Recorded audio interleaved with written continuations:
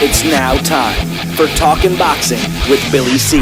It began as a podcast, went live on the net, and transformed into a full-blown empire. It's the only daily boxing talk show on the planet, hosted by the only guy with the balls to do it. Many have stepped into the ring. Many have tried to take the belt.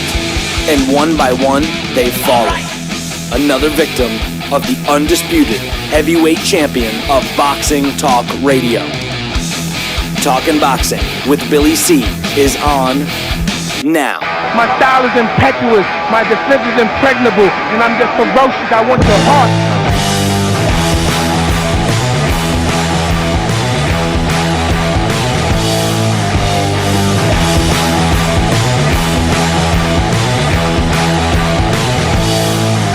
We're coming to you live from the Billy C Studios in Lake George, New York. I'm Bill Calogero, and it's time for the Billy C Show. Good morning, good day, good evening, whenever you're listening.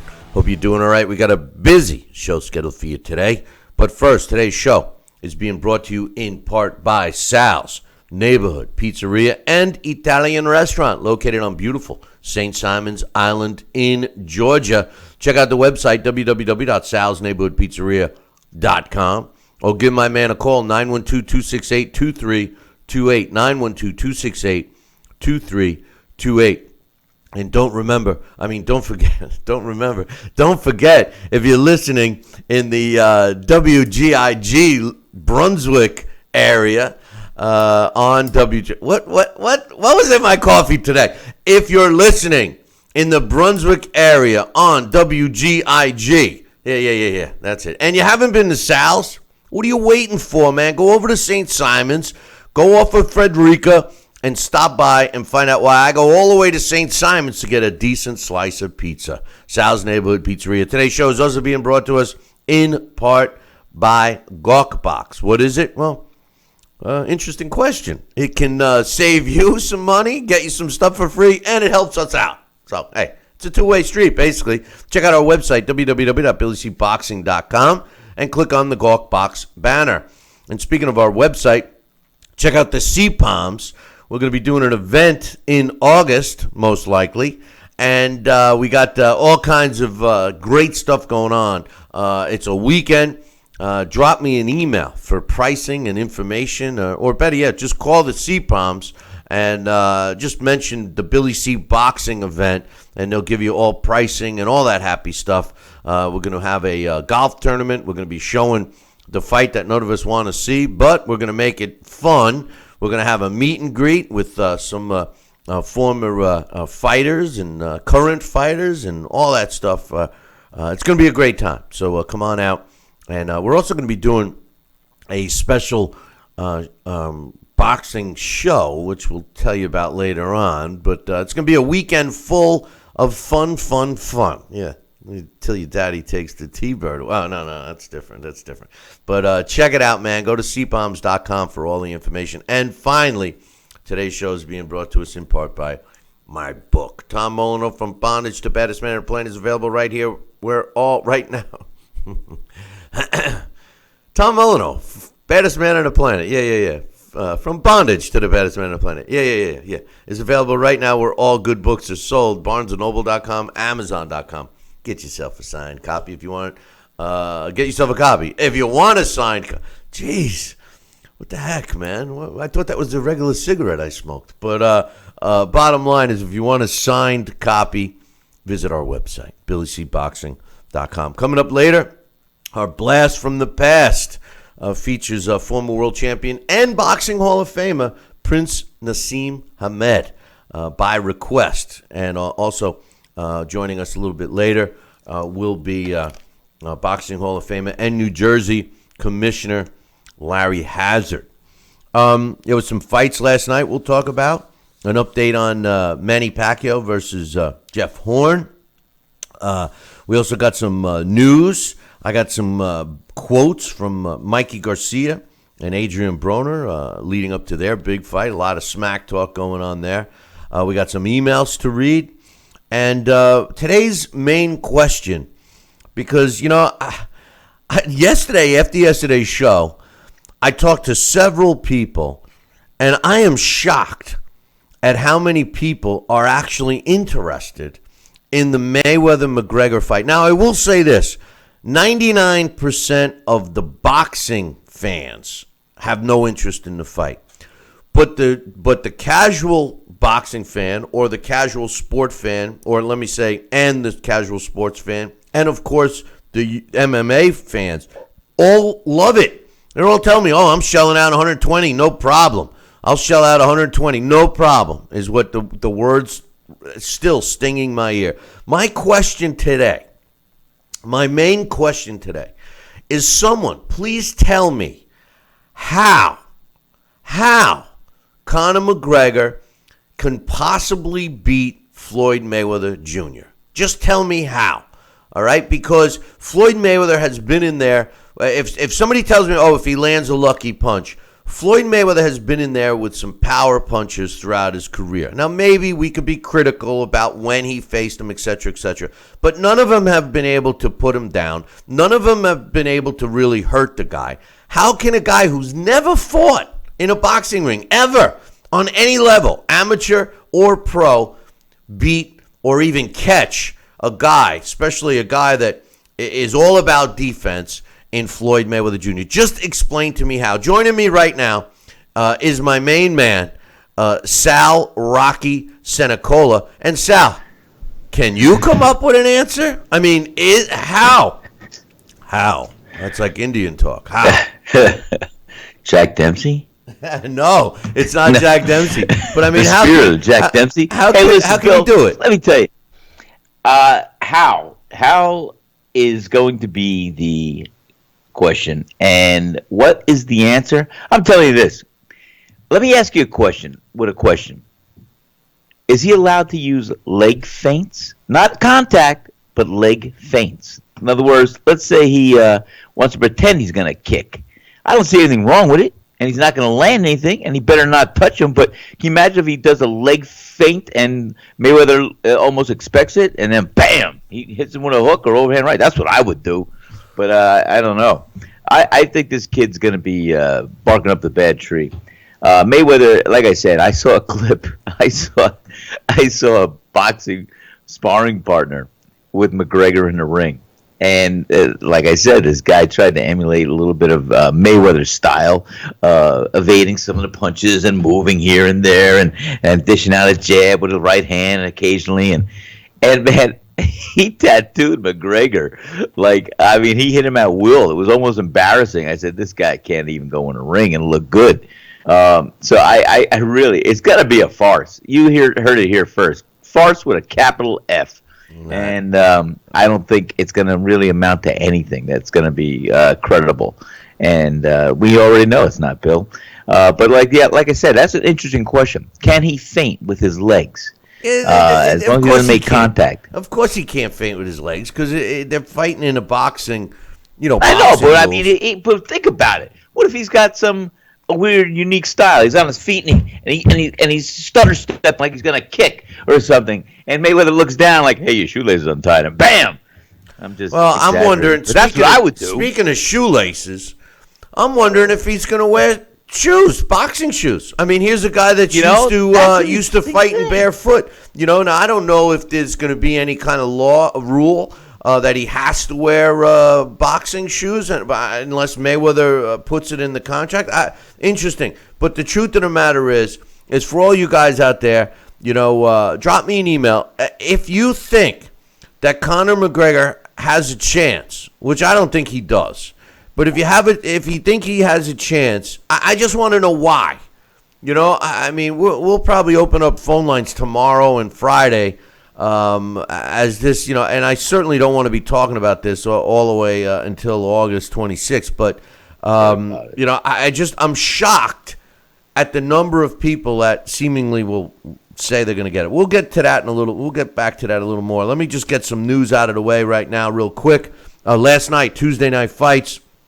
Once again, we get a decent fight. I mean, junior welterweight Eddie Ramirez improved to 17-0 with 11 knockouts when he scored a 10-round split decision over Eric Bone, who drops to 16-5 with 8 knockouts.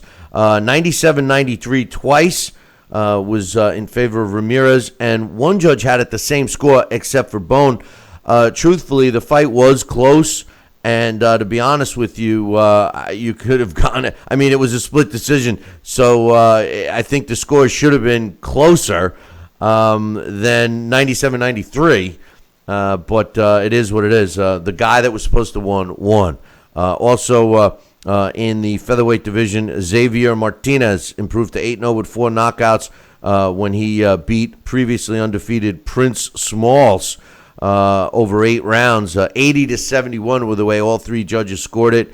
Smalls drops to 11-1-1 with 4 of his wins coming by knockout. And in the junior welterweight division, Dennis Galarza improved to 16-2 with 9 knockouts when he beat Omar Tenada over 10 rounds, 98-91, 99-90, and 100-89, all in favor of Galarza. Omar Tianda drops to 18-5 in that one.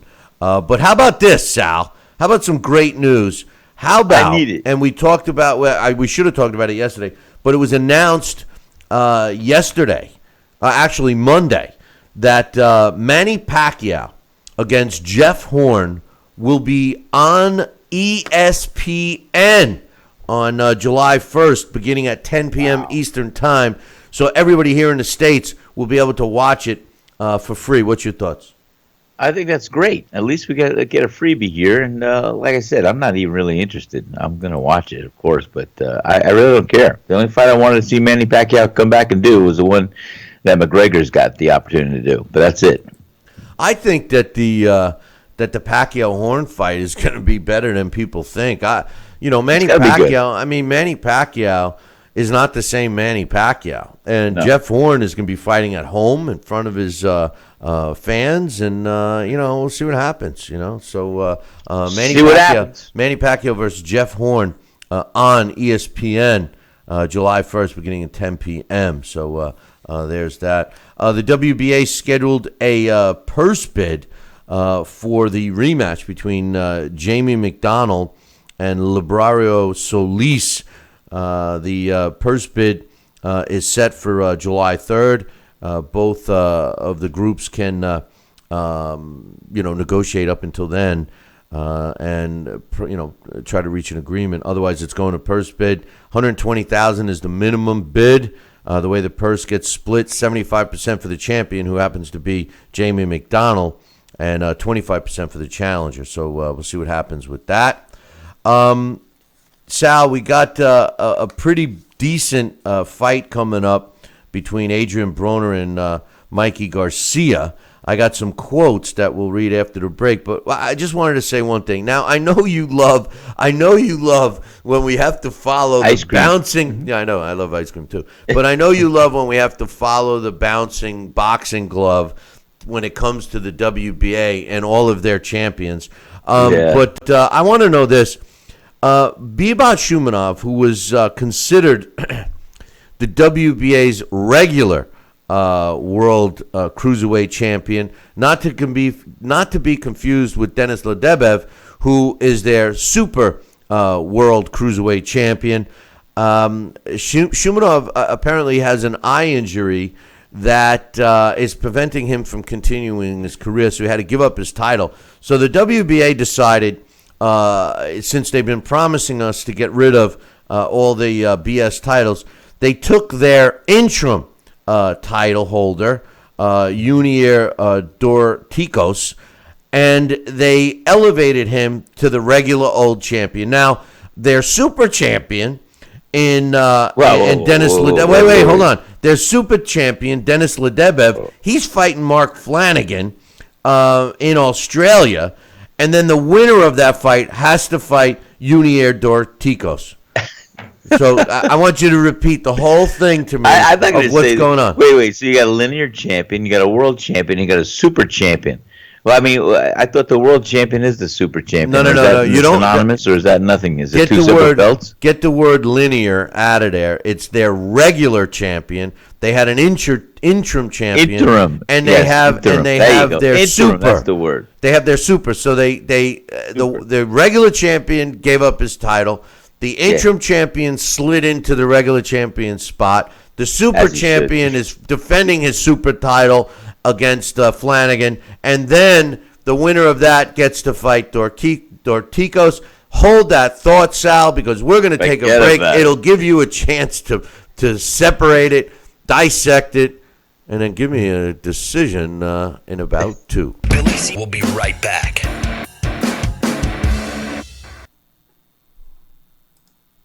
If you or a loved one have had hernia repair surgery with mesh reinforcement and suffered infection, chronic pain, mesh migration, mesh failure, organ damage, or needed additional surgery, call the Rely On Group right now. You may be eligible to receive a cash award and compensation for your medical expenses. Your voice deserves to be heard. Call the Rely On Group to be connected with a personal injury attorney for a free consultation. Call 800-715-4869. That's 800-715-4869. Endless pools are an incredible alternative to traditional pools, making it easy and inexpensive to swim at home. Exercise year-round against a smooth current set to your desired pace and temperature. With our new underwater treadmill, you can walk or run without stressing your joints.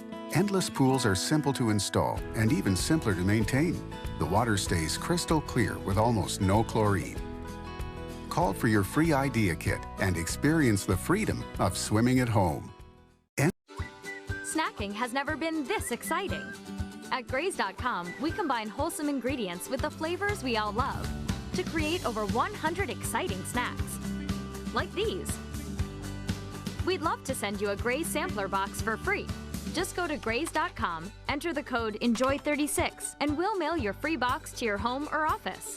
Join thousands of Grazers already in love with our exciting snacks. So come to Graze.com for your first box free.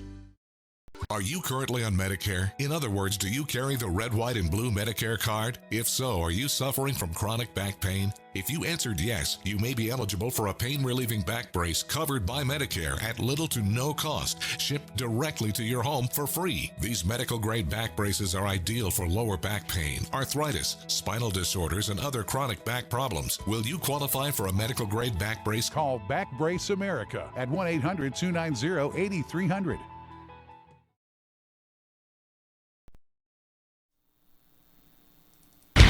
Check out BillyCBoxing.com now, or feel the wrath of the mighty mustache. Oh, that hurts! Why are you doing that to my face? I hate you. That's BillyCBoxing.com. Consider this your warning. Now back to Billy C. Interact with the show at BillyCBoxing.com. And we're back. You're watching and listening to the Billy C. Show. Glad you could be with us. And just before we went to break, Sal and I were trying to follow the bouncing boxing glove concerning the WBA and their cruiserweight division. All we know is they got a whole bunch of champions, right, Sal? Yeah, few too many, man. Yeah, way too many. I got a couple of quotes here. We got a big fight coming up between Adrian Broner and Mikey Garcia. It's a fight that I'm looking forward to. At first I really thought that Broner, he's getting another chance here to show us his stuff. He seems to show us a lot of negative things outside of the boxing ring. But I can't help but, remember when I thought that this was, a super rising star in the lightweight division, and then everything just came a tumbling down. He steps in with Mikey Garcia, who, is the best example of a blue-collar, bring-your-lunch-pail kind of a guy to the gym and work his ass off. I mean, that's the way this kid works. Seems emotionless at times, but gets the job done, and depending upon his level of opposition, performs well. I got some quotes I want to get your thoughts on, Sal. First, Adrian Broner says, "I'm training hard and I think this will be one of my best performances of my career. This will take me to the superstar level where I need to be. I heard Mikey's a big favorite. They aren't giving me much of a chance. I hope no one puts their house against me on this fight because it won't work out well for you. He says 5-1, and then he uses a bad word we can't say on the network anymore.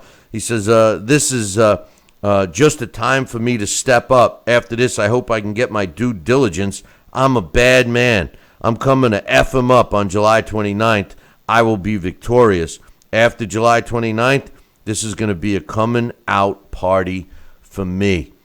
It started off as, at least to me, Sal, sounding like, he's working hard and he's trying to do the right thing.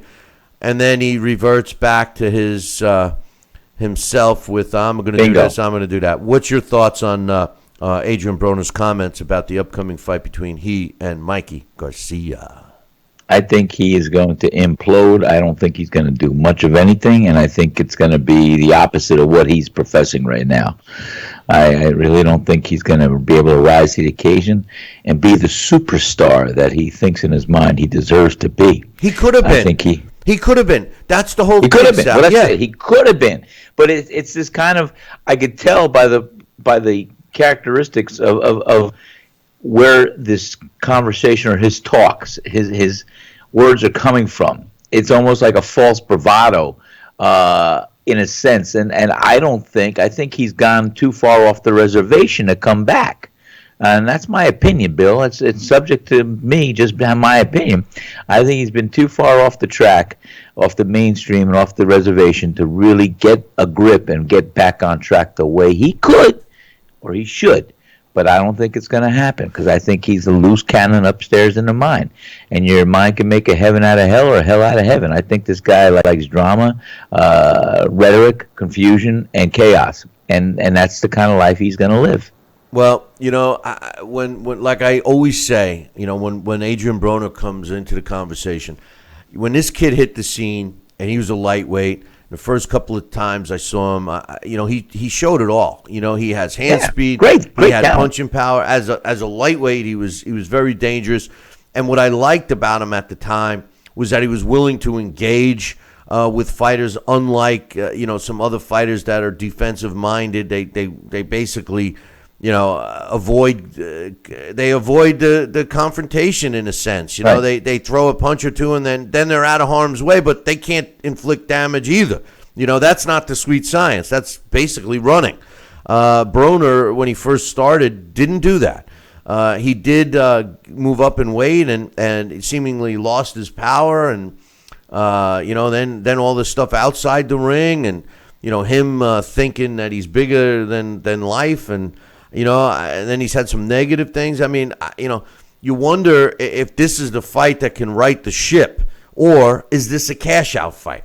That's what's going through my mind right now. Is he thinking this is a cash-out fight? I mean, Adrian Broner, he says it stands for about billions. I don't see that. I don't see much interest in him. He's a very unlikable guy. But Mikey Garcia, on the other hand, is a very likable guy. I love watching this guy fight. I wish we could get a little more emotion out of him. I've heard him say that he's not even really a big boxing fan, but yet he comes and does what he has to do. He was out of the ring for a while due to management issues. His quote is, he says, "I'll do whatever it takes to win this fight. I'm more of a boxer puncher, but if I need to press the fight and put pressure on, I'm going to be ready to do that.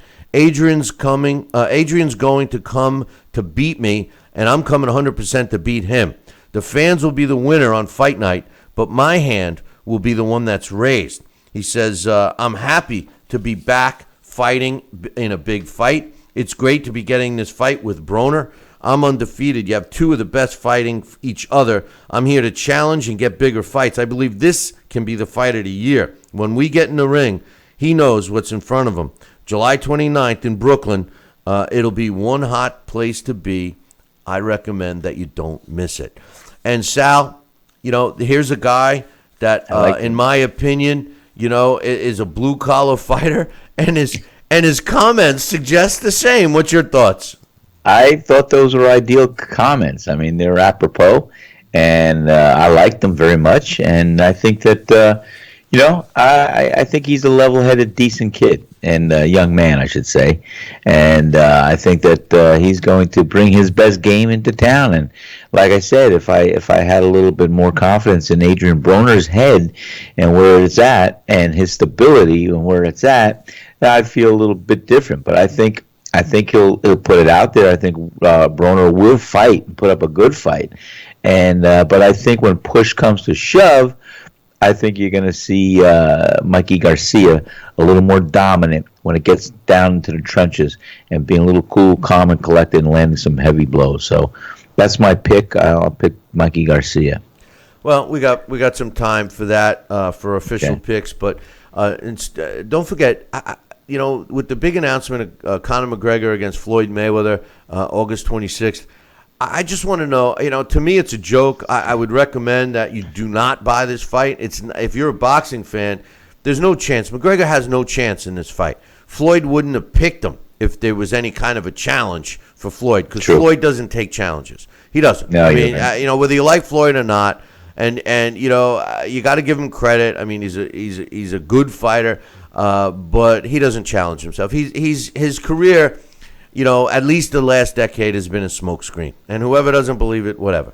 But I want to know if you think that Conor McGregor has a chance. Drop me an email, Billy@TalkinBoxing. That's TalkinBoxing.com. I got one quick. We only got 2-3 minutes here before I got to take a break and get Larry Hazard on. But I got a bunch of emails, so let me get one out of the way. This one's from Jesse. He says, "Hey, Billy C and Sal, my thoughts on Chucky versus Rigo was that the ref was confused, and so was the commissioner. The fight probably should have been ruled a no contest, but Chucky faked the KO to get the win. Therefore, calling Rigo the winner was correct. You can't fake getting knocked out and call for a DQ on the other fighter. Flores saw the ref and faked the KO. That's poor. He should not get another shot. Flores looked awful, although he threw his wide punches with bad intentions. Rigo versus Jesse Magladeno, Ray Vargas, or Tapales." He says, "Your thoughts on Ricky Sissamundo against Ulysses Jr.? He keeps climbing up the ladder. He beat a tough Ricky, so what's next for him?" He says, "I would also like to write a letter to the commissioner of Nevada and not expressing my opinion to not allow this fight to be legit record on both fighters. It doesn't count." This is a follow-up to my letter to Bob Bennett. And I'll be glad to give you guys the email address if you want to send an email. But my thoughts on that, people are saying that they feel that he faked it. First of all, how can you tell? It was one round. So, I mean, you can't really tell how the fight was going to go after one round, even though I thought Rigo was going to win. But I never once thought that it was a fake. Did you, Sal? No, I didn't think it was a fake, not at all. I just, it is what it is, but I didn't think it was a fake. I mean, it seemed like he landed pretty flush. I mean, he did kind of crumble behind the ref and then stayed down and then got up. I mean, I don't know. I don't want to accuse. I mean, the Peterson, that was clearly a fake. But I don't know about the other one. Hey, let's get some baseball scores real quick, then we're going to take a break. In Major League Baseball, the Orioles beat the Indians 6-5. The Angels over the Yankees 8-3. Cardinals over the Phillies 8-1. The Nationals beat the Marlins 12-3. The Rays beat the Reds 6-5. Giants over the Braves 6-3. Pirates over the Brewers 7-3. Rangers over the Blue Jays 6-1. The Cubbies shut out the Padres 4-0. Twins over the White Sox in a tough game 9-7. Red Sox beat the Royals 8-3. The Rockies beat the Diamondbacks 4-3. The Astros beat the A's 8-4. The Mariners and the Tigers took 10 innings to get a winner. Mariners come out top 5-4. And the hapless, sad-ass Mets got shut out by the Dodgers, Sal. 12-0. 12-0. Is that sickening or what? Well, what kind of idiot would be a Met fan? Oh, myself. I guess I'm the idiot, right? I'm the Met fan. The Met fan. Unbelievable. Unbelievable. Well, listen, Sal, we're going to get my man Larry Hazard on the phone, so we're going to kick you to the curb. But we got a bunch of emails here that we're going to try to get to, and if we don't, we'll get them tomorrow. I also have some other news to talk about. So, Sal, go fill up on your coffee, and we will We will come back to you in a little bit, my man. All right, Bill. Thanks. Hey, do me a favor though. Ask our friend Larry if he would know if there is any ruling against. Like I said, Conor McGregor could throw a leg feint. He can't from a distance. He can't. Don't. And then just for the hell of it. Nah. Well, I mean, maybe I'll ask him, but it ain't happening. But anyway, right. Hey Sal, have a cup of coffee. Take care, we'll see you in a little bit. We're gonna take a short break, and we'll be back. I'd say in about 2 minutes. Billy C will be right back. Are you currently on Medicare? In other words, do you carry the red, white, and blue Medicare card? If so, are you suffering from chronic back pain? If you answered yes, you may be eligible for a pain-relieving back brace covered by Medicare at little to no cost, shipped directly to your home for free. These medical-grade back braces are ideal for lower back pain, arthritis, spinal disorders, and other chronic back problems. Will you qualify for a medical-grade back brace? Call Back Brace America at 1-800-290-8300. Tell me, Kenny, how is it you rub my belly so fine with that secret rub of yours? And don't even tell me what you're gonna do next. I love you, Kenny Bear. Tell me, Kenny baby, what you gonna do next? Kenny Bear's Old Florida Barbecue Rub and Seasoning. Grab a bottle today.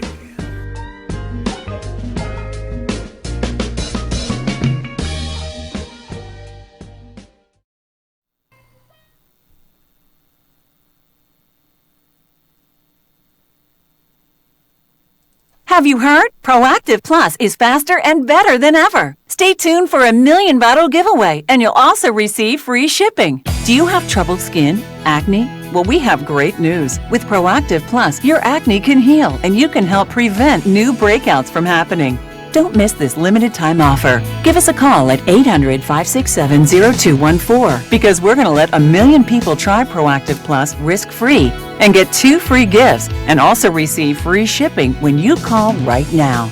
You heard it. This offer won't last long. So call Proactive Plus now and you'll receive a 60-day risk-free trial of Proactive Plus, 2 free extras, and free shipping. Call 800-567-0214. This is our exclusive radio offer, never on TV. Get your risk-free 60-day trial of Proactive Plus with free shipping. That's right, free shipping. Don't wait. Call 800-567-0214. That's 800-567-0214. Check out BillyCBoxing.com now, or feel the wrath of the mighty mustache. Oh, that hurts! Why are you doing that to my face? I hate you! That's BillyCBoxing.com. Consider this your warning. Now back to Billy C. Interact with the show at BillyCBoxing.com.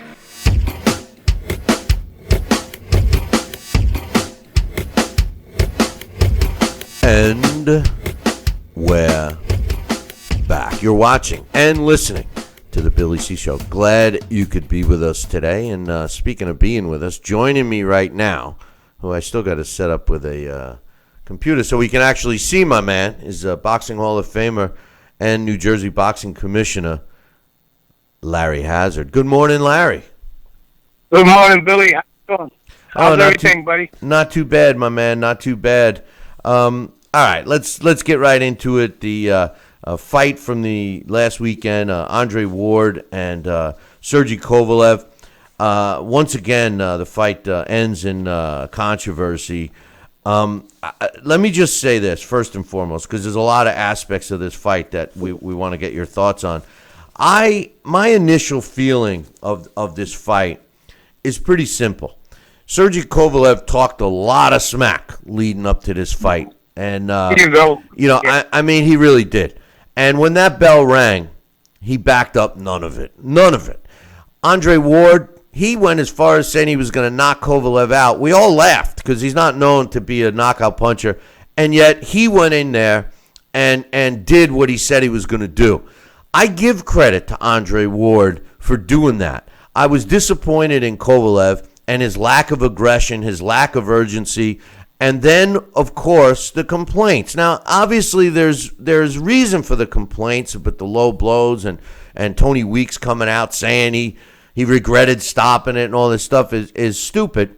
But first of all, before we get into the referee and stuff, what was your thoughts on the fight itself?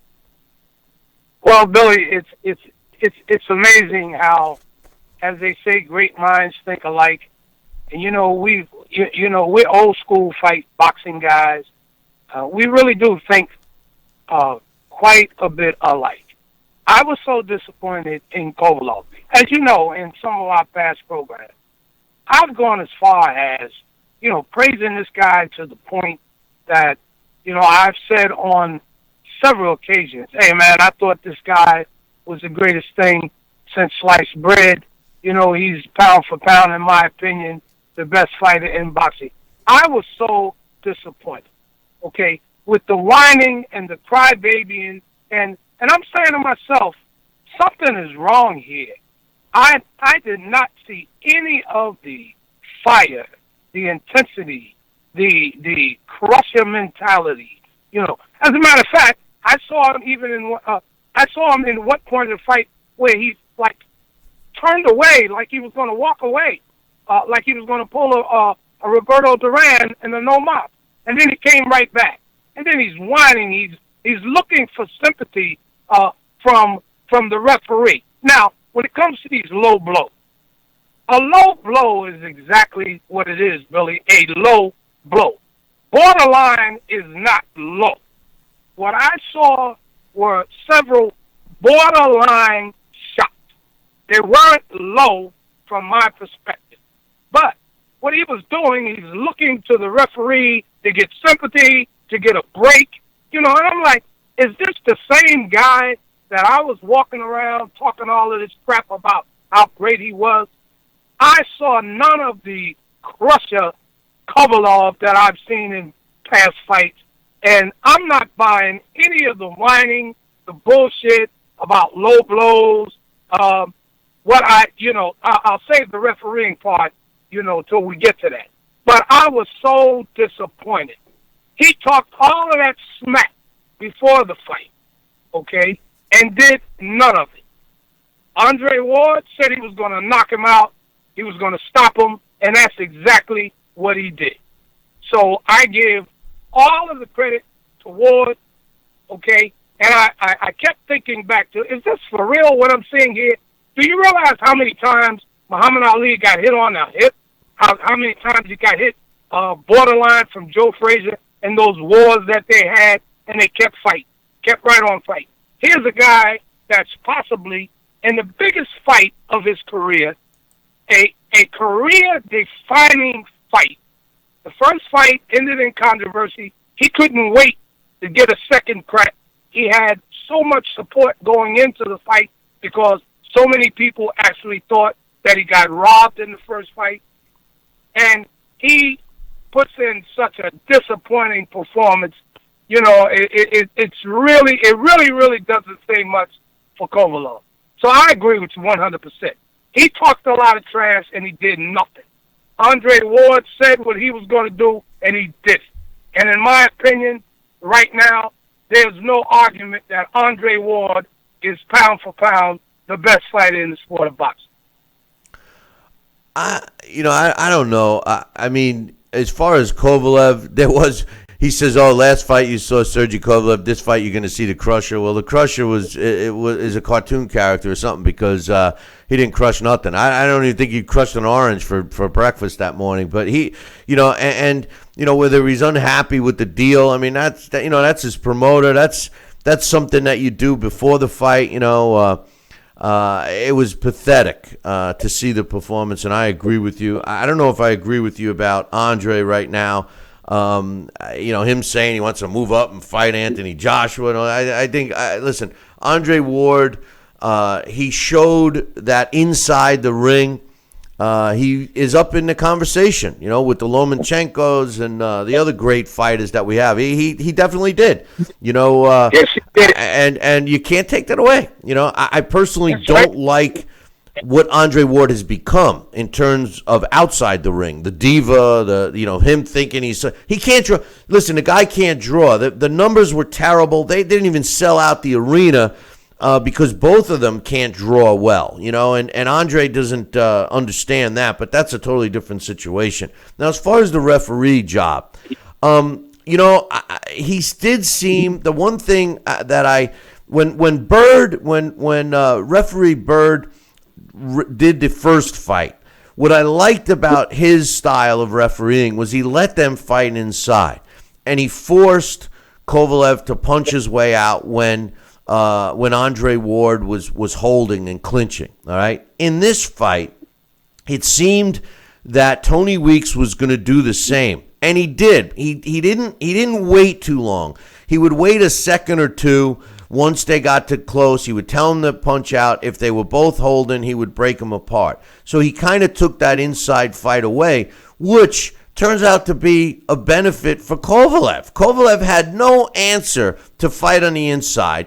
He had no answer to throw any other punch aside from his jab and a right hand that he wasn't accurate with. He seemed to have regressed in this fight. Now, as far as Tony Weeks, I think he stopped that fight a little too soon. But then again, during the heat of battle, it appeared, and he had suggested along these lines that Kovalev didn't want to fight. Like you suggest, he was looking for him for help, for a break, for this, for that. And when he kind of bent down against the ropes, Tony Weeks waved it off as him showing an indication he didn't want to fight. At one time, he turned his back, and Tony Weeks said, "No, I'm not stopping it. Continue to fight." Right. I think it was tough, and I think Tony Weeks made a big mistake coming on social media right after the fight, saying, "Well, if I would have saw the replays, I wouldn't have stopped it. I would have called the low blows," which I don't think he should have done because he doesn't have the benefit of watching replays during the fight. But he created more controversy. What's your thoughts on the job of Tony Weeks as far as from a referee standpoint? Well, I've seen Weeks do a much better job. Okay, here's the big mistake that Tony Weeks made. Okay, rule number one for a referee is that he should seize every opportunity to remain not a factor in the outcome. And he has to look for those opportunities. First off, when Tony Weeks stepped in and stopped the fight, the position in which Kovalev was at the time warranted a knockdown count. Because, by definition of a downed fighter, he was being supported solely by the ropes.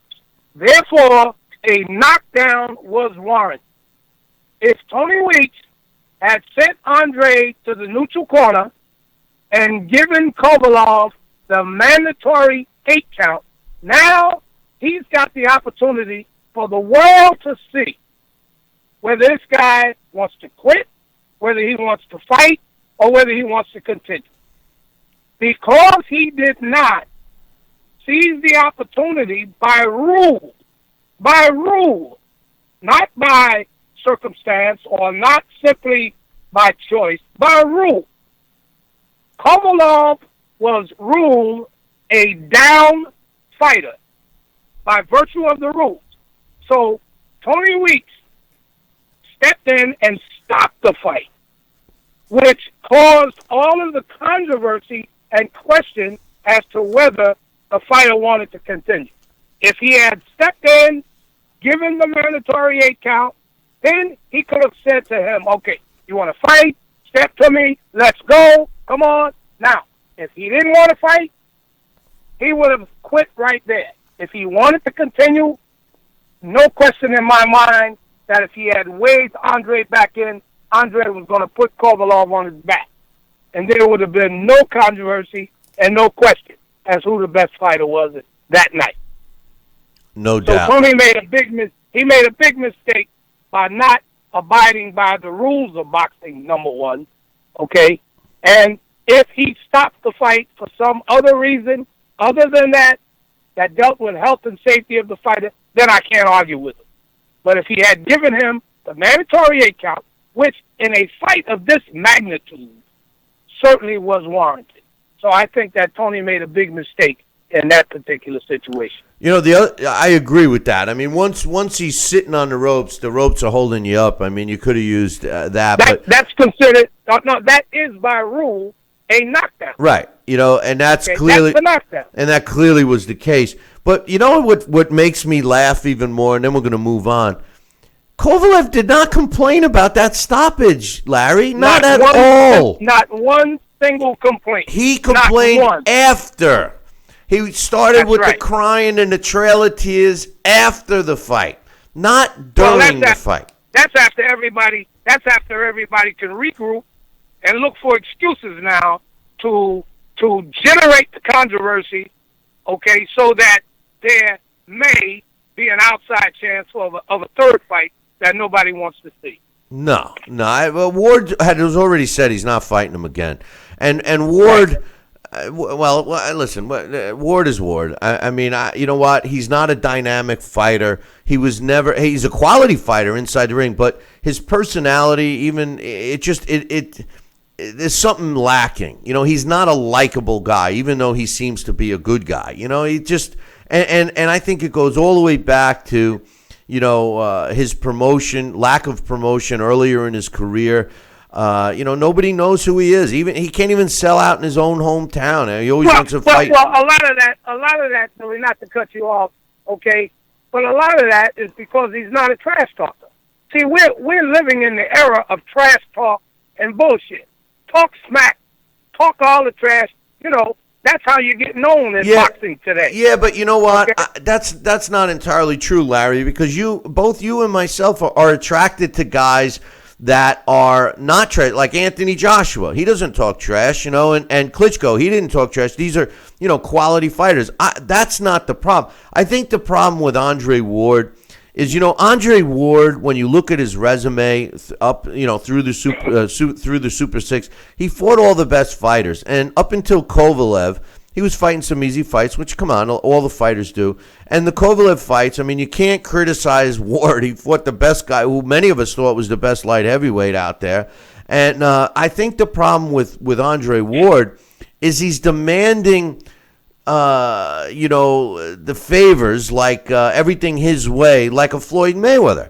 And as much as I think that Andre Ward has fought the tougher opposition than Floyd, he's certainly not the draw and the money-making power of Floyd Mayweather. So I don't put them on the same level. You know, I mean, you can make a good case for Andre Ward and the level of his opposition, but when it comes to putting fannies in the seats and making money, Andre Ward doesn't come close to Floyd. You know, and you know, that's what separates Floyd from the rest.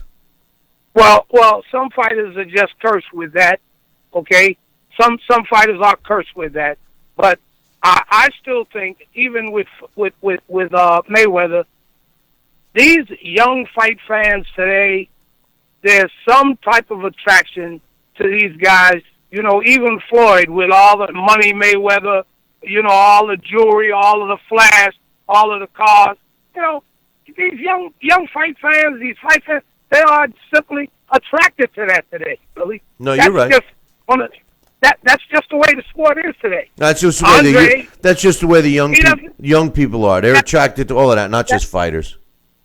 That's right. That's what they look at. Broner even has a little bit of a following with all of that, you know, flash and all of the bullshit. I don't know how he's got a following, but his best way is to beat Mikey Garcia. But that's another story. Let's jump to the Rigondeaux fight, because that really made.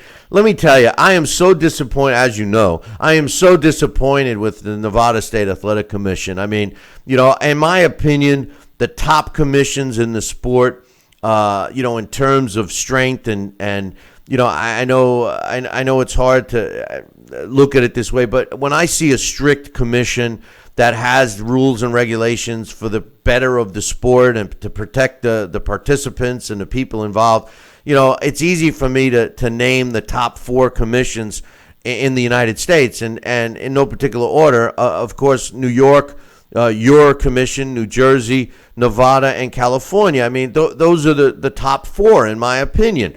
You know, and Nevada, I don't know what they've become. I mean, that whole episode with the Rigondeaux fight. First of all, Vic Draculich is a decent referee. I never thought he was great, but he's a decent referee. For him not to take control and acting like he had to get, an opinion from Bob Bennett before he could render a decision in that fight was silly, number one. Then Bob Bennett, I mean, finding him wherever he was, all that time it took for him to come and obviously make the mistake of what they said to him on the phone.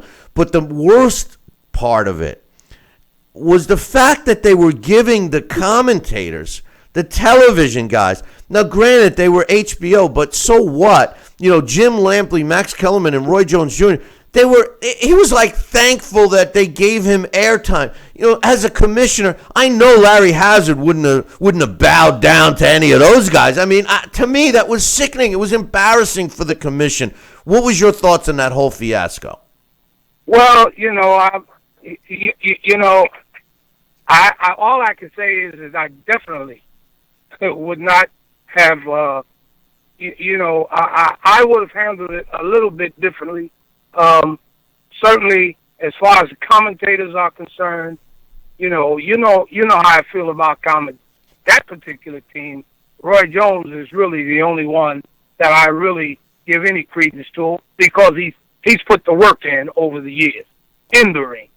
But I saw a better way, I think, of handling that situation. I've walked in those shoes before, and I thankfully was able to avoid some of the pitfalls that I saw take place there. The only thing that I can say about that is that I think that they did eventually get it right. It's my understanding that they did overturn that whole situation and made it a no decision or no contest or something of that nature for a situation where the punch came clearly after the bell. So they eventually got it right, but it is important that the protocols be followed properly, in the process. I think that I would have handled that situation a little bit differently, Billy. That whole thing, first of all, Draculich was out of position. At the 10-second warning, or in some states where they'd use a 5-second warning, the referee is supposed to get close to the fighter, so when the bell rings, he basically cuts them off. He goes in between. He was too far away to do that, number one. Yes. Number two, they were both in a heated exchange. It wasn't like... Yes. I know that the holding behind the head was brought up and stuff, and rightfully so. But, they were in a heated exchange. And, again, the same thing that happened a couple of weeks ago, a punch, you're in that mode. You're in motion, throwing a punch. And that's why the referee is supposed to be, at least in my mind, is why the referee is supposed to be there. To put himself in between them if he has to avoid that punch connecting. And, I don't know. I mean, I don't know if you could call that a blatant, I want to foul you and hit you after the bell. I really don't. That's a tough call, especially being in the first round. It was tough, and you've analyzed that very well, Bill. I must say you made a great analyzation of that, and as you said, it was not blatant. I think that it's my understanding that's the conclusion that they finally came to. And again, Draculich was out of range. In New Jersey, we have a 5-second warning because I've always felt, having been a referee, that 10 seconds, you cut it to 5. Now the referee doesn't stand around as long, and he's in the flow, and he can get right in there. Yep. And that's part of his job. When that 5 seconds, you don't have to wait too long. Now you're right in the flow. You get right there between them, and when that bell rings, you come right in between those guys. I personally, as a referee, found great success with that process, and that's why we cut it to 5 seconds, because it doesn't break your flow and your movement. So I think that if the referee had been, see, this is a situation where I think that the referee being closer in position and with a 5-second warning may have prevented that. But again, I agree with you wholeheartedly here. It was not a flagrant situation. It wasn't mean-spirited. You know, the holding behind the head and all of that, that all comes in the heat of battle. You know, the styles of these guys. Rigondeaux is Rigondeaux's a little awkward because he's a southpaw and the way he moves. So that part, you know, notwithstanding all of that, I think that they finally did come to a rightful conclusion and ruled it a no contest because it wasn't a flagrant situation.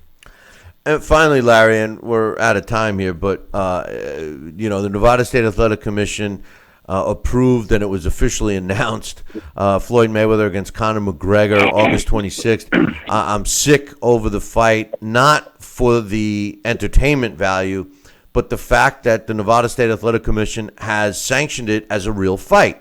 And, you know, Bob Bennett said on air that their main concern of their commission is the safety of the fighters, et cetera, and then he approves a fight between a pro debut and Floyd Mayweather, who's 49-0, and you know, I ask myself, you know, guys that have stepped in the ring with Floyd Mayweather, who have been known to be knockout punchers, you know, Manny Pacquiao, Marcos Maidana, you know, the list goes on and on. With fight, even Robert the Ghost Guerrero. I mean, these are guys that you know are known to knocking out their opponents. They step in the ring with Floyd Mayweather. They're lucky if they lay a glove on him. You know, I've never seen him, you know, get knocked down or hurt or bleeding bad or, you know, I mean, you know, I'm not a fan of Floyd, but his MO is that you can't hit him. He's a defensive guy. What makes people think that Conor McGregor, a guy that's never stepped into a boxing ring, a guy that's never gone 12 rounds, the guy goes, you know, what do they fight? 3 5-minute rounds? I mean, you know, a conditioning aspect. I mean, I'm seeing Floyd, who's not a knockout puncher, knock this guy out. It's similar to George Foreman Ali. You know, it's going to be a guy that's so fatigued in Conor McGregor that Floyd's going to get a knockout. I'm disappointed in this fight. If it was an exhibition, I'd be the first guy to go and watch it and cheer and everything else. But as the 50th win, I don't think it's fair to the sport of boxing. What's your quick thoughts on this one? I don't think it's fair to the sport of boxing, nor is it fair to Rocky Marciano. And I don't even know, you know, how fair it's going to be to McGregor. I don't know how many rounds it's going to be. Now, how do you actually turn down a fight, you know, a matchup when it comes in, you know, and you're trying to decide whether this is a good match or that's a good match? But it's all about the money, Billy. I don't think that there's any question to that. I agree. If it was going to be an exhibition, then I would have no problem. But I do have some difficulty with it as a legitimate professional event. But I've long ago reached a conclusion. It's all about the money. No, I know that, and I don't fault either Floyd or Conor McGregor or even Dana White for that matter. I don't fault them for taking the fight and fighting each other. I mean, $100 million is hard to turn away. I mean, I love the old saying, $100 million, that's only $50 million after taxes, and I'm like, oh, really? How can someone live on that? Well, I don't fault the commission for making the money for the state. But they could have done it. They could have done it as an exhibition to make it a record fight. And you mentioned a great point that people don't understand. Rocky Marciano, okay, the 49-0 record was substantial for heavyweights. No heavyweight has reached 49-0. Larry Holmes was the only guy that comes close to it, right? No heavyweight. But when you go to other weight divisions, there's been many fighters that surpassed 50-0. Julio Cesar Chavez was over 80 fights before he lost his first one. So the significance of that 50-0 is just another marketing smokescreen that Mayweather is capitalizing on. And more power to him. But my hang-up is that it's being regarded as a legal sanctioned fight, and I think that that's terrible for the history of boxing. And I don't see McGregor having any chance, in this fight. And obviously, we'll get to talk a lot more about it. But, Larry, we got to go. But I got to ask you one question. In the rules of boxing today, do fighters have to wear boxing shoes? Well, they have to wear boxing shoes or something similar. I mean, you can't come in there with a pair of sandals on. No, barefoot. What about barefoot? No, it should have.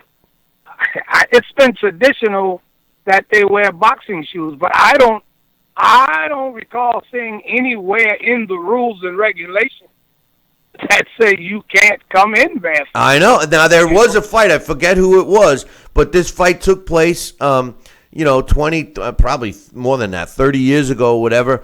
And one of the fighters fought barefoot. And the reason why I remember the story is because there was a big storm and the glass from the lights were breaking and falling in the ring, and he ended up cutting his feet. But I don't see any rules that say you can't. And it's just going to be curious to see if Conor McGregor chooses to wear boxing shoes for this, because he's never even worn a pair of boxing shoes. Well, I don't think that I would have a problem if they're not in our rules, and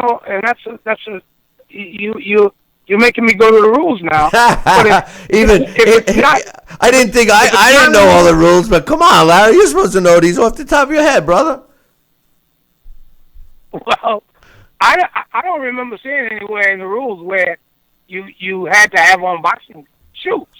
Well, I tell you what, that's going to be interesting to see. That's probably the only interest I have. Is he going to wear boxing shoes or not? But Larry, listen. I know you got to have on trunks, Billy. I do know that. Oh, you got to have trunks. Yeah, no, I know that. But listen, my man, we'll talk next week. All right. Okay, Billy. All right. Thanks a lot, Larry. Okay. That's Larry Hazard, boxing commissioner, Hall of Famer, keeping it straight, man. Keeping us all straight. But anyway, hey, listen, I'm going to take a short break. When I come back, the blast from the past, Alex Papali, Prince Naseem Ahmed, is who we'll be talking about today. I'll be back in 2. Billy C will be right back. Part of the Billy C Boxing Network. Currently on Medicare? In other words, do you carry the red, white, and blue Medicare card? If so, are you suffering from chronic back pain? If you answered yes, you may be eligible for a pain-relieving back brace covered by Medicare at little to no cost, shipped directly to your home for free. These medical-grade back braces are ideal for lower back pain, arthritis, spinal disorders, and other chronic back problems. Will you qualify for a medical-grade back brace? Call Back Brace America at 1-800-290-8300. Endless pools are an incredible alternative to traditional pools, making it easy and inexpensive to swim at home. Exercise year-round against a smooth current set to your desired pace and temperature. With our new underwater treadmill, you can walk or run without stressing your joints. Endless pools are simple to install and even simpler to maintain. The water stays crystal clear with almost no chlorine. Call for your free idea kit and experience the freedom of swimming at home. This message is for all Americans that owe $10,000 or more in back taxes to the IRS. Look, I know you want to keep ignoring those letters, but the problem isn't going away. It's really stressful, and you don't know where to turn. The good news is you have rights, and we can help resolve your IRS problems. If you owe more than $10,000 in back taxes, our qualified CPAs, tax negotiators, and support staff know the law and know how to get your situation under control legally and permanently. Call the number on your screen now and we will contact the IRS on your behalf, help you end wage garnishments, stop collection calls, remove tax liens, get rid of IRS and state tax penalties, and reduce the amount you owe if you qualify. You wouldn't go to fix your car without going to a mechanic, so why face the IRS without an experienced company that can help you? Let us take the stress of back taxes and the IRS off your shoulders so you can spend time on the important things in your life, like your family or your business. If you owe more than $10,000 in back taxes, call now and find out how we can help you.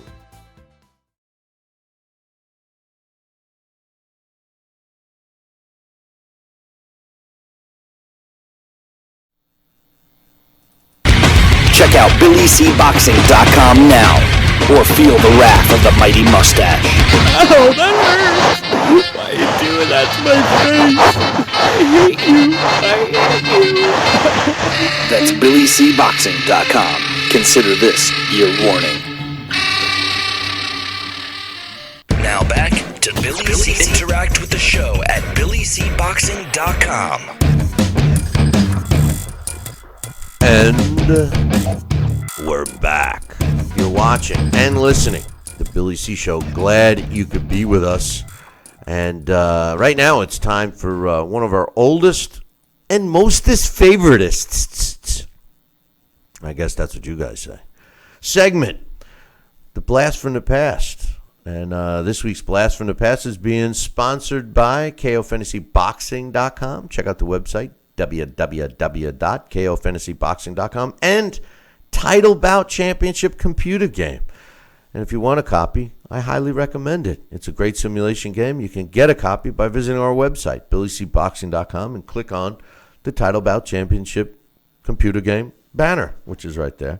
They haven't updated it, so it says, I think it says 2013 or something, but it's been around a while. But today's Blast from the Past, as a request, and if you have a request for us to do a blast, just drop me an email, billy@talkinboxing. That's TALKINBOXING.com. Features a former multi-divisional world champion and a boxing Hall of Famer, at least as of 2015, Prince Naseem Hamed. And joining me right now to tell us all about the Prince, man, is my man trying to do his best impression of Billy C. with the mustache, is Alex Perpali. Nice job. I'm a little tear is welting up in my eye. You look pretty clean cut today. You're looking good there, my man. You're looking good. You got that little goatee going on, or maybe it's just a go. Yeah, I got the little soul patch. Yeah. That's the one. You know what they're great for? I had one time. They're great for, like, when you're eating a nice ravioli dinner and you want to save a little piece for later. They store. It goes right there. Yeah, it fits right in there, and it's pretty good. And you can really lap it up later pretty easily. So anyway, there you go. Prince Naseem Hamed. Creative with the facial hair this week. There you go. I mean, hey, why be boring, right? There you go. It's the first day of summer. Let's do something. Let's get crazy. A friend of mine said, "Boy, what are you, Freddie Mercury?" Yeah. It's the first time I've ever been compared to Freddie Mercury. Forget about your friend. The most important people. What do the kiddies think, Alex? Do they like it? They didn't seem to notice. They got their own thing going on with facial hair. All they care about is Friskies. If the Friskies aren't on time, then that's it. Then the world comes crashing down, right? That's right. Prince Naseem Hamed. What a character. One of the best characters in boxing. Tell us about this guy. Yeah, this is a guy that I really liked a lot. He in terms of his credentials for the Hall of Fame, they might be a little thinner. They're certainly thinner than he is at this point. But they are a little thinner than some Hall of Famers. He only has one current Hall of Famer on his record. That's Marco Antonio Barrera, who just went in last month, or this month actually, and he lost to him. But Wayne McCullough, Kevin Kelly, they were really good fighters of the age. He certainly won a lot of titles. The thing about him, I think, that makes him, he transcended the sport, brought a tremendous amount of money to the lighter weight classes, and the reason was all because of power, ridiculous power. And I love knockouts, so I enjoyed him. I actually had the pleasure of seeing him fight twice in person. I went to the McCullough fight, which was one of the most memorable live experiences I ever had in the sport. It was on Halloween night. It was crazy. The atmosphere was nuts. And the other one that I saw was a really bone-chilling knockout, and that was his KO of Augie Sanchez, the Las Vegas Kid. That was here at Foxwoods. That was one of those take him out on a stretcher type knockouts. That was the thing about him, Billy C. I'm sure you like that too. I mean, that knockouts, they're just something about that makes our sport different. It's the highlight real quality of our sport that other sports really don't come close. There's nothing like seeing a guy get knocked out. No, and I think that that's the interest in boxing, at least for most boxing fans, unless you're a Floyd Mayweather fan, then you discredit knockouts and call it too brutal. But the thing about Prince Naseem Hamed was the crazy angles. I mean, until you got in a ring with him, you really couldn't emulate it. Sparring partners could not emulate. I mean, this was a guy, talk about throwing punches from crazy angles. I mean, almost angles that you can't, even explain how he's able to deliver a punch with power. It was amazing. And you're right. It was all about his punching power. And, of course, his ring entrances, because no one had a better ring. My favorite, and I know we did Prince Naseem one other time, but my favorite still of all of his ring entrances, which were great, and don't get me wrong, Jorge Arce riding in on a horse with a lollipop in his mouth was fantastic, but nobody beats Prince Naseem Hamed when he came in on the flying carpet. I'm sorry. That was the best ring entrance I ever saw, Alex. Oh yeah, that was great. The flying carpet was great. Just the dancing his way in, dancing behind the big white the curtain, so that it was just a silhouette before the Kevin Kelly fight, and that one took so long for him to finally come out. And Larry Merchant made the comment, "This is the end of Western civilization as we know it." It was just taking so long, and it was so bizarre. But that was the thing about him too, was incredible unorthodoxy that worked. He was a southpaw, but he did everything wrong. In a sense, it was that sort of naturalistic quality was like was one quality he had that was similar to a Muhammad Ali, who he of course idolized. But in that he could make mistakes and they'd work. He could lean back from punches. Fighters shouldn't do that. Ali did it all the time. He was quick enough. He had enough instincts that it would work. Naseem Hamed was the same way. He was a southpaw, but in a way it didn't really matter because he was so awkward. He could switch back and forth. He would hit you at all kinds of crazy angles anyway. So he was like a southpaw with an asterisk. But yes, in terms of the basics about him, he was born February 12th, 1974. He's only 5'4.5" inches tall. He fought at featherweight, was where he really made his mark in the sport. He was born in Sheffield, Yorkshire, England, in the UK, and he's one of 9. He had 8 brothers and sisters. He was born to Yemeni parents in Sheffield. And, this was a little interesting because I thought he started, in one interview I saw, he said he started boxing at 7. In another that was an earlier interview during his career, he said he started at 12. Not sure which is right. And then I saw another place written it was 9. He started when he was a kid. And he really loved the sport. And I think maybe that's part of it, was that even from a young age, when people worked with the mitts, he would hurt their hands. And I think that was probably part of it for him, was that he never liked running, never liked the sort of rigors of running. But he stayed in the gym all the time because he liked punching. He liked hitting the bags and stuff. So I think, his ability, his natural aptitude towards power punching was something that, helped spirit his interest in the sport and keep him in the sport. He worked out of the Winkabank gym in, here comes the lawn service every Thursday morning. And you better tell them to change their schedule, man. I can't believe it. When I went down to get a refill of coffee, I was like, oh, here they are. They were taking the things off the truck. The Winkabank gym in Sheffield, they had a very tight relationship for most of his career and eventually split, and it got ugly. There's a lot of, backbiting in the press about both of them, about what? Of course, money. And also, I think some of it was Naseem Hamed's tood. Some people just plain didn't like him. He was so flamboyant, so arrogant, that it rubbed people the wrong way, and it seemed like even Brendan Ingle got a little burnt out. Add money to that equation, and that's a recipe for disaster.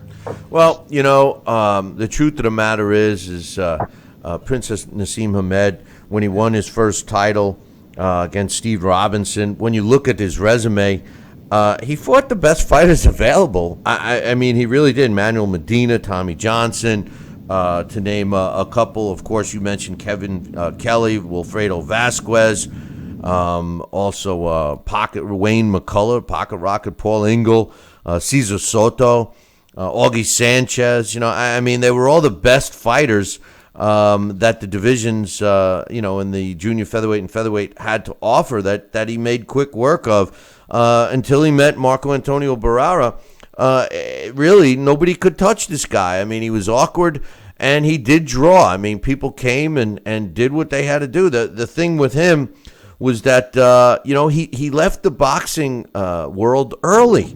You forget about the fact that he retired. He was 28 years old, Alex. He lost to Barrera. He comes back and wins another world title. It was the IBO's world featherweight title. But nonetheless, he beat Manuel Calvo for that and then walked away, never to return at 28 years old. And even by today's standards, at 43 years old, I mean, we see a lot of fighters still fighting at 43. Now, obviously, he'd have to come back as a heavyweight. If anybody has seen, him balloon up right now, he's never coming close to featherweight again. But I was always impressed that he never came back. Yeah, in terms of health and in terms of, just walking away from the sport, a clean break, that's admirable. However, I as a fan of his, I really wanted to see him try to make a comeback after the loss to Barrera, and he never really did. And the other thing that, very much like Hector Camacho, we talk about this with how he changed as a fighter after the win over Edwin Rosario, but there was qualities of that victory that were quite humbling for Camacho. That's the problem with the Barrera win in terms of Hamed's career, is that not only was it a complete undressing tactically, but he beat him up, and he made him a little gun shy about getting hit. And he always had that quality where he would lean out of range and everything, and he could make fights a little dull sometimes. It got worse after the Barrera loss. Those fights, that Calvo fight was a stinker. And even some of the it was even starting before Barrera, because I remember the Cesar Soto fight was a real dirty stinker of a fight. That was the unfortunate. The other example I guess I could think of that, as much as he was a big puncher, he didn't like getting hit at all. He didn't like to mix it up. Was Acelino Freitas was another guy that was sort of like that. As much as they could dish it out, they really didn't like to bang or get hit on. Who does? But one of the things that I think was interesting was because he had a tendency to, he was so flamboyant, he liked flashy cars, he liked lots of money, that kind of thing, that sometimes his discipline would slip. And it seems like that, coupled with the fact that in that Augie Sanchez fight, he broke his hand. This was going into the fight with Barrera. He had to stay out of the gym because of the broken hand. So he was really out of shape. So by the time he finally started training for the Barrera fight, he was 2.5 stone over where he wanted to be, over fighting weight, which that's 35 pounds. That's quite a bit for a little man to take off, a featherweight to take off. And that really sapped him. And that was one of the things I did hear an interview about from the late Emmanuel Stewart, that he really was one of the most talented fighters, Hamed, that Manny Stewart worked with. And they started working together with the Cesar Soto fight after he had split with Brendan England. And he really said that, had it not been for, some of his lack of rigor in the training camp, Hamed would have been a much greater fighter. Well, I mean, despite his hand injury, to end up with being 35 pounds overweight, I guess his hand injury wasn't injured enough to prevent him from picking up the knife and the fork. I mean, because if he was, obviously it wasn't hurt that bad, Alex, because he could still shove food down his throat, and as we know now, that was the demise of Naseem Hamed. But he did come back and beat Calvo. You're right, it was a boring fight, and I was going to say, right before you said it, that Cesar Soto fight, Soto landed some shots on him too, which started making him a little gun-shy. The two fights after that, one being the Augie Sanchez fight, he did knock his opponent out. But Marco Antonio Barrera was a unique fighter. And, that guy, when you think of him and the wars he was in and the level of opposition he fought, I mean, it's amazing, but that's that would be another blast, maybe the next one. But Prince Naseem Hamed was definitely a good fighter. I just, I always respect, not that I like when they leave and not return, but I always respect fighters that walk away and stay away. Not so much because I think, I want them away from the sport. It's just that it's just as much as fighters have to show discipline while they're fighting, that's a level of discipline too. Plus, it also shows you that, maybe financially he made some smart moves during his career that's not forcing him back in the ring, which is the case a lot of times. True. It's always nice to see that, they're able to, invest some of that money properly and not have to come back, because that is one of the sad things about boxing. And I think all athletics is athletes have just a small window to make as much money as they can, and then they've got to make that stretch for the rest of their lives, or have created other projects, marketing type things, investments, whatever, that then they could do afterwards in the sport. Right now, I guess that's one of the things I think he runs a sports management company. I think that was what I saw. But so he did well, but there has been it hasn't been all roses at all for him after boxing. He was involved in a horrible car accident, and had to, in 2006, he was jailed, actually. He loved fast cars, and he used to go to the gym. He'd go to the gym in a Lamborghini. And, it was one of those things that, as he got better, and I should mention also that the Kevin Kelly fight was one that maybe also made him a little more chinny, because that was one of the great things about that fight is that's the first time I believe that was the first time he was dropped. He was down in the first, second, and fourth, and Kelly was down once in the second and twice in the fourth. It's a little tempest in a teapot of a fight. If you haven't seen it, it's a great one. And one of the things that was interesting about that is he had met Kevin Kelly in England a few fights before when they were trying to set up a match between the two of them. And one of the things that Kevin Kelly had said to him was, "I'm gonna smoke your boots," and that phrase kind of stuck with Kevin Kelly through the whole training camp. And he said when he hit him in the first round and dropped him, the first thing he felt was this sort of tingle in his shoes, in his feet. And he felt like an electric shock in his boots, and he said that's what he was talking about. So he was a little scared there. So that fight really was a watershed in his career. It was a tremendous fight. But yeah, in 2006, he was driving a Mercedes, showing it to a friend, and sort of showing him what it could do. He was going 90 miles an hour on it was May 2nd, 2005. And he collided on Ring-a-Ling Road in Sheffield in a silver McLaren Mercedes. He collided with another vehicle, and there was a person that was horribly injured, broke almost every bone in his body. And Hamed was sentenced to 15 months in prison. He served 16 weeks of that sentence, and that's where he first started getting chubby. It must be that there's a lot of carbs in prison food. Yeah, the jailhouse food isn't something you want to eat. That's for sure. But, yeah, it's all starch. Yeah. So he's in a spot now. As we're running out of time already.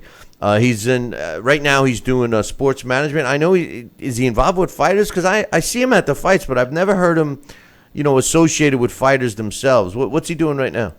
Not that I see that he's not managing anybody that I see, but he's certainly an inspiration to people. He was an inspiration to Amir Khan. Khan, when he was little, used to see him. He would see Naz hit the pads, and that was like a master class of timing and angles. It was just something that Khan really admired. He got him into the sport. Hamed is so popular. I mean, in Yemen, they have him on stamps. So he certainly did elevate himself for a time there. He was so cocky. I mean, some of his interviews with Larry Merchant are hilarious because he'll say things like, "I have a heart of a lion, Larry." It's just and that's how he rubbed a lot of people the wrong way. That was one of the things he always would do, a front flip over the top rope to start his fights. If you watch the Barrera fight, looks like somebody hits him in the crowd with a beer. And their beer gets on him and gets on the rope, and he doesn't do it. So in a way, it was almost like that was a jinx because he didn't do his front flip for that most important fight, which certainly turned out to be a pretty lousy thing. But I don't know, Barrera was a badass, and one of the things that Barrera really figured out with him is to counter him. And all his weird angles and stuff, as he would throw, Barrera just comes right back and fires like 3-punch combinations and catches him. But even that fight, now we got dirty fights on our mind because of this past week. In the second round, Barrera tackles him. They sort of get tangled up in a clinch. Barrera tackles him, sort of grinds him into the mat, and Mark Ratner and a security guard come up onto the ring apron to help Joe Cortez sort it out, and then the fight continues. I had forgotten about that until I rewatched it. Well, Joe Cortez, he's fair, but he's firm. But he was a terrible referee. How he got in the Hall of Fame, I don't know. But listen, we're out of time, Alex. How did he do in the title bout? He did very well, actually. I put him in against Leo Santa Cruz and Carl Frampton. In his first fight with Leo Santa Cruz, Hamed knocked him out. He put him down in the 9th twice, once in the 10th, and then twice for good in the 11th. It was a TKO in the 11th round, 227 of the round. When they fight 100 times, he dominates. 85 victories, 13 defeats, 2 draws, 62 big wins by knockout. In Santa Cruz's 13 wins, he scored 8 KOs. Then I put him in against Carl Frampton. The first time they fight, the Prince wins a unanimous decision. Scores were 115, 114, and then the other 2 cards were much wider, 117, 112, and 116, 112. Unanimous decision for Hamed. When they fight 100 times, again, Hamed dominates. 88 victories, 12 defeats. He had 60 victories by KO, and Frampton was able to score 5 KOs in his 12 victories. So, he's a guy I really liked a lot, but, he definitely had some shortcomings as a champion. He never avenged himself against somebody who beat him, there's a lot of great guys that Mike Tyson never did that. Hey, this isn't about Tyson. Leave Tyson alone. Just because you got him being knocked out by Kevin McBride probably right behind you.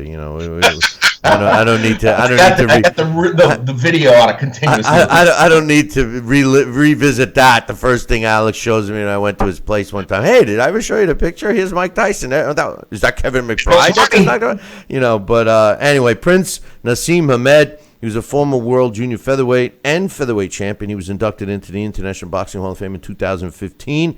He had a career record of 36 wins, 31 by knockout, giving him an 84% knockout ratio. Only the one loss to Marco Antonio Barrera took place in 2001. Prince Naseem Hamed, our blast from the past today. Great job, as usual, Alex. And unfortunately, we don't have any time, but I want you to come back on. I know you talked on the post-fight show about Ward and stuff, but we are talking about the joke of a fight called McGregor versus Mayweather. I'd like to get some thoughts on that. So tomorrow, if you get a chance, or Friday, we'll open up the phone lines for you, and we'll get you to come on and give us your thoughts on that. I think it's the greatest match that I've heard about in a long time. I am so looking forward to it. Yeah, good. So you're gonna come down to come to St. Simon's and enjoy it with us, because my whole goal is to get all of us to go down there. At least we'll have fun watching that farce. You know what I mean? So make your plans. I'll tell you all about that later. But we'll talk to you later in the week. All right, Billy C. Take care. That's my man Alex Perpali. Giving us the blast from the past and doing a great job as usual. Listen, I got to take a break, and when I come back, we're going to dig up Sal. Yeah, because Sal Rocky Sakola will be back with us, and we've got some emails to read as we continue on. So don't go nowhere. Billy C will be right back. Part of the Billy C Boxing Network. If you or a loved one have had hernia repair surgery with mesh reinforcement and suffered infection, chronic pain, mesh migration, mesh failure, organ damage, or needed additional surgery, call the Rely On Group right now. You may be eligible to receive a cash award and compensation for your medical expenses. Your voice deserves to be heard. Call the Rely On Group to be connected with a personal injury attorney for a free consultation. Call 800-715-4869. That's 800-715-4869. Endless pools are an incredible alternative to traditional pools, making it easy and inexpensive to swim at home. Exercise year-round against a smooth current set to your desired pace and temperature. With our new underwater treadmill, you can walk or run without stressing your joints. Endless pools are simple to install and even simpler to maintain. The water stays crystal clear with almost no chlorine. Call for your free idea kit and experience the freedom of swimming at home. Are you currently on Medicare? In other words, do you carry the red, white, and blue Medicare card? If so, are you suffering from chronic back pain? If you answered yes, you may be eligible for a pain-relieving back brace covered by Medicare at little to no cost, shipped directly to your home for free. These medical-grade back braces are ideal for lower back pain, arthritis, spinal disorders, and other chronic back problems. Will you qualify for a medical-grade back brace? Call Back Brace America at 1-800-290-8300. Snacking has never been this exciting. At Graze.com, we combine wholesome ingredients with the flavors we all love to create over 100 exciting snacks. Like these. We'd love to send you a Graze sampler box for free. Just go to Graze.com, enter the code ENJOY36, and we'll mail your free box to your home or office. Join thousands of Grazers already in love with our exciting snacks. So come to Graze.com for your first box free.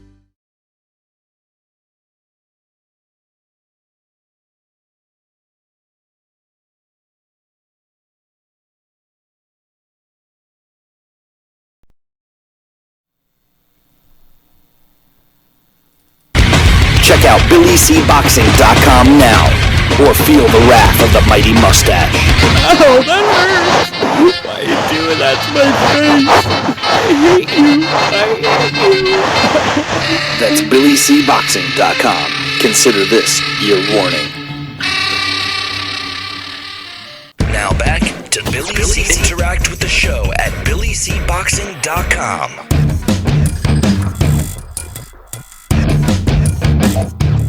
And we're back. You're listening and watching the Billy C. Show. Glad you could be with us today. And don't forget about our website, www.billycboxing.com. I want to give a shout-out to my man Dave Ma, who's watching us on Facebook Live right now. And, yeah, we are testing and playing around with Facebook Live. But please note, if you're watching us on Facebook, it's the worst camera we have in the studio. It's just an experiment that we're doing, see if people like it.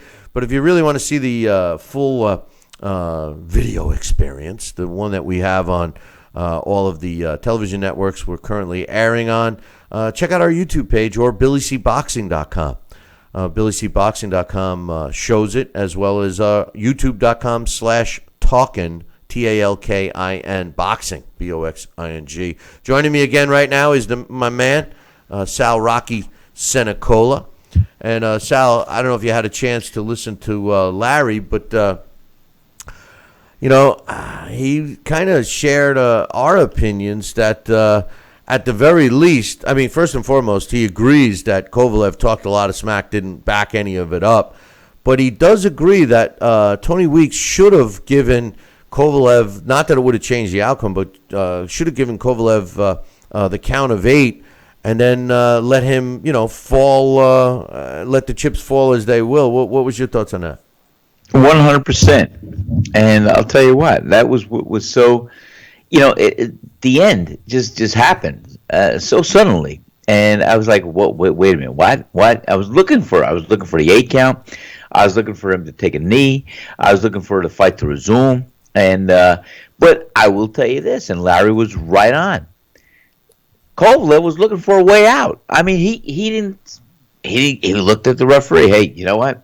If you're in the middle of a fight and you get hit low or you get hit somewhere, or you're gonna be like, I can go on. I can do this. I can do that. Let me rest. Let me do that. You have some emotion. You're not just gonna be passive and say, well, okay, I'll call it a night.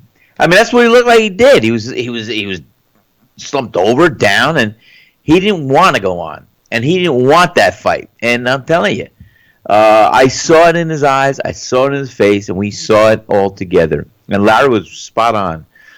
All together now. All together now. All together. Yeah, all together now. No, well, what we saw was that he didn't even complain. But he didn't complain until after the fact, like you guys said. Yeah. Well, I got some emails. Let's try and catch up with some of the emails. This is from your main man, Joel. He says, when the hell is Joel says, when the hell is Sal going to send me a T-shirt? Oh, no. That's not what he says. He says, welcome back. Glad to have you and Sal back on your regular schedule. He says, I have to say I have a few friends clamoring to see McGregor-Mayweather, and therefore I'll be a hypocrite and order it, even though it's $100. He says, my friends more than likely will contribute. Being a boxing and MMA fan, it's going to be a very expensive few months coming up. A couple of UFC pay-per-views in July. Mayweather-McGregor in August, Canelo, Triple G in September. I don't think Mayweather-McGregor will deflate the excitement for the Triple G Canelo fight. I feel once the fight's over, fans are always looking forward to what the next big fight is, and that'll only be a few weeks after that. Nothing will stop me from ordering the Triple G Canelo fight. First of all, thanks for the email, Joel. You should be coming down to our event. Bring your friends and come down once and for all. I'll give him a T-shirt then. Sal will give you the T-shirt. He's not coming down? At our event, we will be giving out Sal's T-shirts, and Sal will be giving out a lot of stuff. I think he's giving out the keys to his car and everything. But the truth of the matter is, come on down. We're all going to watch that sickening fight together, and at least we'll have fun doing that. But as far as that, I do see, Sal, a lot of the MMA fans that are going to buy this fight. Most of the true boxing fans are not. I've seen a couple of polls on the internet, asking, are you going to buy this one? Are you going to buy both? Are you going to buy the Triple G? And most people are in boxing anyway, are all going to get the Triple G. This fight, McGregor-Mayweather, will not hurt the Canelo Triple G fight in any way, shape, or form. No. But thanks, Joel, and make your plans now. Drop me an email. I'll give you the skinny. Bring a couple of your friends. You'll have a great time, right, Sal? Absolutely, Joel. Come on and eat my food here. We're gonna have some great events, and we're gonna really really have a good time. I'm looking so forward to it, Bill. You know, we didn't really touch too much on what a great time we had last week together. Yeah, well, we're going to wait on that. We're going to I'm pulling the reins back now. Let me mute you. We're going to talk about that tomorrow, but we got some as we're running out of time already. I'm just trying to get a couple of more emails out of the way. This one's from Johnson. This is a good one. He says, "Hey, Billy C and Sal, 6 days ago on he wrote this yesterday. 6 days ago on June 15th, my son Louis J. Brown was born. He was weighing in at 6 pounds. He had to spend a couple of days in the intensive care unit, but he was finally discharged on Father's Day. L.J. Brown now goes 1-0 with one knockout after he made light work of the ICU. Watch out for this rising star from Southeast London, England. Johnston, who's also a contributor to our website, congratulations on your son. I'm glad to hear he is doing well, and you are right. He starts off his young life at 1-0 with one knockout. And my granddaughter is 5. Her birthday was on the 20th. So I'll be able to remember your son's birthday pretty easily. He says, I managed to catch up with all the fights over the weekend between feeds. Really disappointed with Kovalev, but I think Tony Weeks could have given him an 8 count before stopping the fight. Not sure what your opinions were on this, as I haven't managed to catch up with the show. I did see that Rigondeaux-Flores fight might have been changed to a no contest, which would be the right call if the Flores, his outrageous play acting. Here's another one that thinks that was an act. He says, I think he may have had the Andre Durrell and Jose Uzulgai fight fresh in the memory bank, or maybe he was hoping for the nomination for the next Oscars. Keep up the good work. I look forward to seeing you and Sal have your see what you and Sal have up your sleeves after your week off. Well, we appreciate that, and we do got some stuff. But I tell you something, Sal. I'm surprised that so many people think that was an act. Maybe it was. I don't know. Maybe it was. I thought that he legitimately got hurt, but maybe now that I'm thinking of it, maybe it was the way he crumbled down behind Vic Draculich. I'll have to watch that. Yeah, but anyway, we got time for one more email. So tomorrow, we got other emails from my man Rick, from my man John, and Barry and Jeffrey. I appreciate everyone continuing to emails. We will catch up with all of them tomorrow. On tomorrow's show, we will definitely catch up on all the emails, so we'll be up to date. If you have any questions, comments, or concerns, please feel free to drop us an email, Billy@TalkinBoxing. That's TalkinBoxing.com. And then Friday we'll open up the phone line, so you can call in. But I got one more. This is from my man Mitch. His subject, Sal, says rumor mill. He says, here's what I'm hearing. He says Kovalev is going to fire John David Jackson. You know what? Why? We heard this rumor before. John David Jackson wasn't the guy in there not being aggressive and stuff. I mean, I don't even care to hear anything more about Kovalev. You know what? He lost, and he can't whine about it now.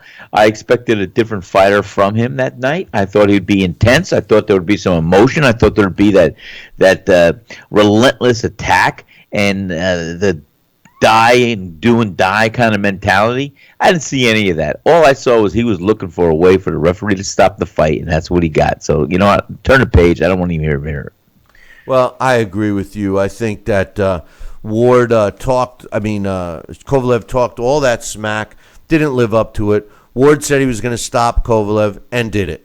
So, yeah. Listen, the whole thing of smack talk and all of that, I've always said, and I've maintained, if you're going to talk smack, you got to back it up. I don't like Andre Ward, but he backed it up. He did what he said he was going to do. He deserves the credit. Kovalev's got to stop his crying.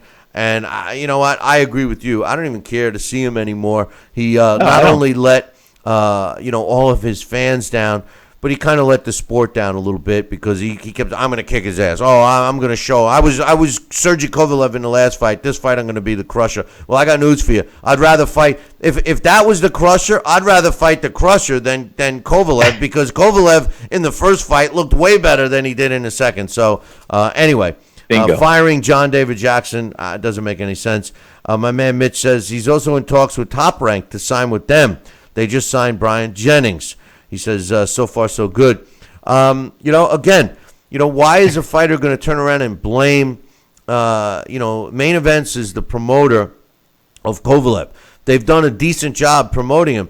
The problem is that they dealt with Andre Ward. Andre Ward is a diva. Rock Nation has no business even being in the sport. And Kathy Duva should have turned her back and said, forget it. We'll go after Stevenson and make this kid money, Kovalev. Instead, they signed a terrible deal. We're working on 75% of the pay-per-view, which was ridiculous. The pay-per-view's terrible numbers. And, Kovalev made the decision to agree to that. So, he's going to he's going to fire Main Events. He's going to fire his trainer. Bottom line is, look in the mirror, Sergi. Anyway, he says... I was going to say, look in the mirror. Yeah. You're 100% true, Bill. Yeah. 100%. He says, I'm not sure about the Top-ranked Kovalev thing because Kathy Duva hinted that Sergi was going to fight in November, that he had a current contract with HBO, whether he won or lost, to fight again in November. He says, we now know Manny Pacquiao's fight's going to be on ESPN. That's great. No pay-per-view. He says, here's some major news, though. This is still rumor, but as well as the John David Jackson thing, he says, supposedly Terence Crawford's unification bout and rematch between Lomachenko and Salido will also air on ESPN. If that happens, you guys need to shake hands or drop a phone call to the old man. He's referring to Bob Arum. He said this will even things up. It gives Golden Boy and Top Rank the ESPN and ABC platforms. Things are about to heat up. Well, let me tell you something. I look at it this way, Sal. ESPN, because they stopped doing their Friday night fights, and because the deal that they had with the Premier Boxing Champions fell flat on its face, they seem to have some extra revenue floating around for boxing. So I think this is a smart move by ESPN. They already have the deal with Golden Boy to put on the fights once a month or whatever it is. And to pick up a few of these big fights and put it on ESPN, I think that's a home run. What's your quick thoughts? Yeah, I think you're 100% right, Bill. I agree with you 100%, pal. I think it's a good thing, and we'll see what they can deliver. Once again, we benefit, my man. We benefit. We do. But anyway, tomorrow we will be reading the emails, like I said, from my man Barry and Jeffrey and Rick and John. I feel like a romper room. I see Jeffrey and Victor and John. But, we'll be doing that. We apologize we didn't get to it. We were off last week. We weren't off, but we weren't doing the show. And we were working on some great things that we're going to be announcing. Maybe we'll start announcing the stuff on tomorrow's show. So we'll give you guys a big briefing on what Sal and I worked on. It was a lot of fun. And we'll be available very soon on the television platforms that we're on. So we're excited about that. And we'll give you some more information about our big event in St. Simons at Sea Palms Resort on August 25th and 26th. It's going to be a 2-day event. And we hope all of you come down. It's a great time to come down with you and a buddy or bring the family. Sea Palms is a great place. And St. Simons... I know now why Sal moved there. If I had Sal's money, I would move down there too, but I don't. So I'm stuck here in the mountains of New York. But anyway, Sal, on this day, June 21st in 1932, Sal graduated from college. All right, Sal. No. That wasn't you. That wasn't you. On this day in 1932, Jack Sharkey wins a 15-round split decision over Max Schmeling to win the world heavyweight title. That took place in New York on this day in 1932. On this day in 1997, Nana Konadu knocks out Veerapol Sharapran in the second round to win the WBA World Bantamweight title, and that took place in Bangkok. And finally, on this day, June 21st in 1997, Charles Brewer knocks out Gary Ballard in the fifth round to win the vacant IBF World Super Middleweight title, and that took place in Tampa, Florida on this day in 1997. Hey, Sal, that concludes our show for today. I'm excited about telling everyone what we're working on and what we have worked on tomorrow. Absolutely. We did have a good time, right? We did have a good time, and we had some good food, and you saw the crew, and the crew saw you, and we had a good time. We're going to relive that in August, too. Yeah, I'm looking forward to that, and I want you guys to start making your plans. Drop me an email, Billy@TalkinBoxing. That's TalkinBoxing.com. I can give you a heads up on some pricing, or you can just go to our website, BillyCBoxing.com, and click on the CPOMs banner, which is right there on the right-hand side, and give them a call. Mention the Billy C Boxing event in August, and they can give you the pricing and information on it. But if you want to get a quick description, just drop me an email. But anyway, what, Sal? You're raising your hand. I got to do the close here. What? Go ahead. What? Thank you, Bill, for acknowledging my hand raise. Well, hurry up. You're running out of time. You're killing me. I feel like I'm back in school. Yes, teacher. Billy, just tell me, because I'm passionate about what I do, about cooking and about making food, and I poured my heart into that pizza I made you. How good was that pizza I made you? I just got off the toilet still from that. What are you kidding? No, it was great, man. It was great. Unfortunately, you really wanted me to try the baccio cheese, and I didn't. But hey, that's why I waited for you to make it, my man. I tell people the same story over and over. When I first, and I'll tell you real quick, even though we're out of time. When I first met Sal, we met, before we met in person. Sal's telling me, I got this pizzeria. Oh, it's in. When I'm like, oh yeah, where is it? He said, in Georgia. I said, Georgia. He said, I make the best pizza. I said, okay, yeah, right. And I'm saying to myself, I'm rolling my eyes, going, yeah, right, Georgia. So finally, I had went down and met Sal in person all those years ago, and as soon as I walked in, he had the pizza. He knew. He kept asking me, what do you like? I said, well, I judge pizza by plain, and Jeez, so he hands me the pizza, and from the very first bite, I just was like, oh my God. Then he tells me the reason. Number one, it's all his family's recipe. Number two, he gets a pizza oven dismantled and shipped from New York down to St. Simon. Number three, he gets all his ingredients from Italy, And number four, the humidity and the water must be so similar to New York in St. Simon's that he puts out a fantastic pie. But it goes deeper than that. His whole restaurant is good. So you guys will see that. And I will say, because I know Alex just finished his segment here, Alex Papali, he too told me that there was great pizza in Connecticut, and I laughed my ass off at him too. And then the doorbell rings one day, and a box appears, and 3 pizzas from Alex's favorite place. And I have to admit, Sal and Alex are in my top 3 pizza that I've ever eaten in my life. The first, not in any particular order, but the other one was a place called King Pizza, and it was in Elmsford, New York. But anyway, make sure you tune in tomorrow morning. Same bat time, same bat channel. Until then, I'll leave you with this. Ciao, baby.